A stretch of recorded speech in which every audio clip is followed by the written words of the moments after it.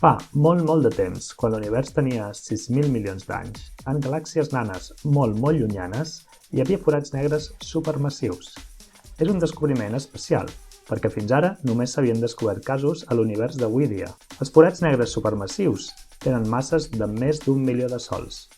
En teoria, cada galàxia massiva conté un forat negre supermassiu al centre. El que tenim al centre de Via Làctia es diu Sagitari A.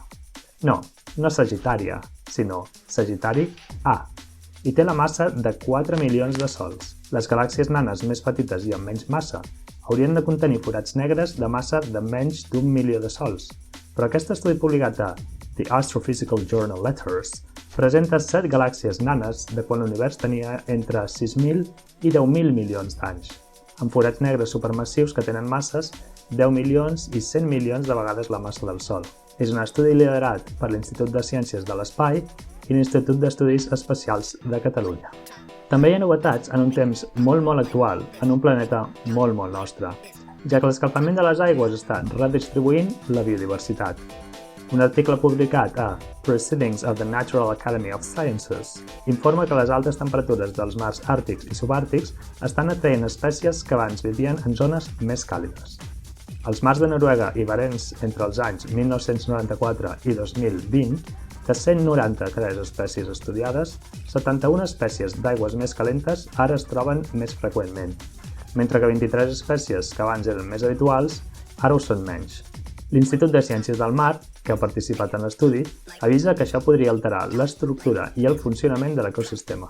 I la calor no només redistribueix els peixos, sinó que també els encongeix.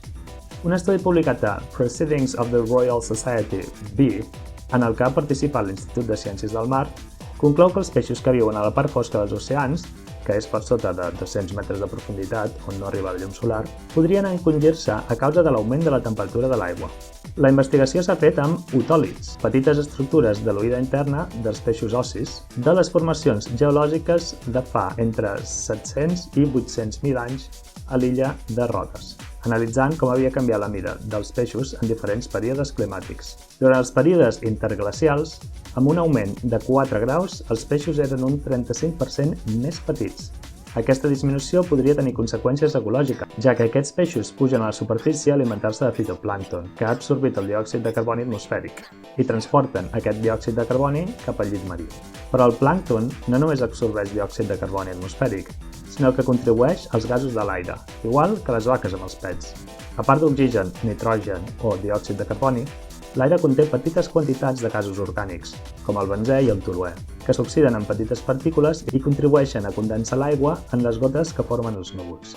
Fins ara es pensava que el benzè i el toluè de l'aire marí polar era un efecte de la contaminació humana, però ara l'Institut de Ciències del Mar, l'Institut de Química Física Roca Solano i el Laboratori Marí de Plymouth han descobert que també els emet el plàncton. És una troballa important per comprendre els canvis climàtics del passat i del futur. Però si els peixos poden portar el diòxid de carboni al fons del mar, per què no l'amaguem nosaltres sota terra? Segons les simulacions, milers de milions de tones de diòxid de carboni romandrien milions d'anys sota terra amb un risc de fuita baix. Aquesta tecnologia d'emmagatzematge geològic de diòxid de carboni serviria per a mitigar el canvi climàtic de manera segura.